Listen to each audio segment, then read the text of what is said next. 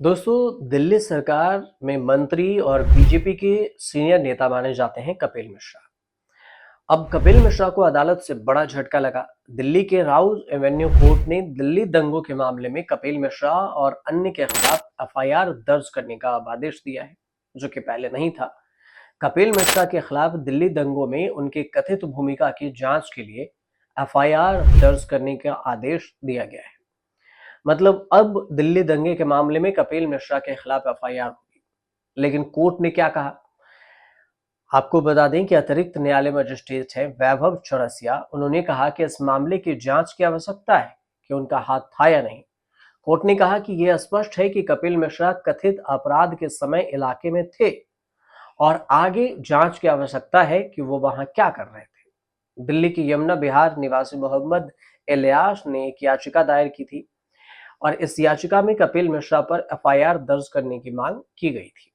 Police ने FIR दर्ज करने का विरोध किया और दावा ये किया गया कि दिल्ली दंगों में कपिल मिश्रा की कोई भूमिका नहीं थी। सीधे और साफ शब्दों में ये बात कही गई थी। इससे पहले दिल्ली हाईकोर्ट ने कपिल मिश्रा के खिलाफ 2020 में कथित तौर पर आपत्तिजनक बयान देने और आदर्श आचार संहिता का उल्लंघन करने के मामले में अधीनस्थ अदालत की सुनवाई पर रोक लगाने से इनकार कर दिया था। कहा था ऐसा नहीं होगा। अब इस मामले में कोर्ट ने दिल्ली पुलिस को नोटिस जारी किया था। पहले ही कहा था नोटिस कि आप कारण बताइए दिल्ली पुलिस से। हाईकोर्ट ने यह भी कहा था कि अधीनस्थ जो अदालत है जहां पर मामला है उस सुनवाई पर रोक लगाने की कोई जरूरत नहीं है और मामले में आगे बढ़ाने के लिए अदालत पूरी तरह से स्वतंत्र है। और इस मामले में अगली सुनवाई की तारीख 19 मई को होगी, जबकि 20 मई को जो अदालत है उसके सामने ये मामला लिस्टेड है, सुनवाई होगी। अब दिल्ली में 2020 में दंगे हुए थे और ये दंगे उत्तर पूर्वी दिल्ली में हुए थे। 24 फरवरी 2020 को दंगे में 53 लोग मारे गए थे और सैकड़ों लोग घायल हुए थे और इन दंगों का जो असर है काफी समय तक रहा था। इस मामले में ताहिर हुसैन भी आरोपी बने, दोषी बने, जेल में बंद है। जब ये दंगे हुए थे तो उस दौरान अमेरिकी राष्ट्रपति डोनाल्ड ट्रंप भी भारत आने वाले थे और इस वजह से बैरिकेडिंग हुई थी, काफी विरोध भी किया गया था।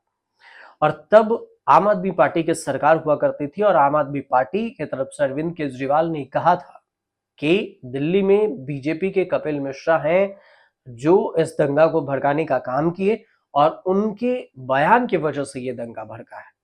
वो इलाके में खुलेआम चुनौती दिए थे और गाली गलौज तक किए थे, विवादित बयान तक दिया था।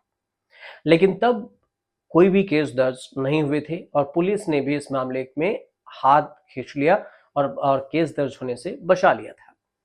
लेकिन अब कोर्ट में जब ये याचिका पहुंची तो कोर्ट की तरफ से आदेश दिया गया है कि अब आप एफआईआर कीजिए और एफआईआर में जांच कीजिए एफआईआर के बाद कि कपिल मिश्रा का इस दंगे में हाथ था या फिर नहीं था। अब दिल्ली में 2020 के दंगे के जो जांच है वो 2025 में होगी। 2025 में एफआईआर दर्ज की गई है कोर्ट के आदेश के बाद और फिर अब जांच होगी, मतलब 5 साल बाद। इस हिसाब से देखा जाएगा तो अब दिल्ली में सरकार भी बदल चुकी है। आम आदमी पार्टी की सरकार अब नहीं है, यहाँ पर बीजेपी की सरकार है। रेखा गुप्ता यहाँ पर सीएम है दिल्ली की। दिल्ली के सीएम है रेखा गुप्ता और मंत्री है कपिल मिश्रा, उसमें भी कानून मंत्री। अब कानून मंत्री खुद अपने कानून के चक्कर में एफआईआर दर्ज होगी और उसकी जांच होगी। अगर जांच में दोषी पाए जाते हैं तो फिर कोर्ट की तरफ से सजा होगी। अब कितनी होगी ये तो धारा पे डिपेंड करेगा कि पुलिस कौन कौन सी धारा लगाती है।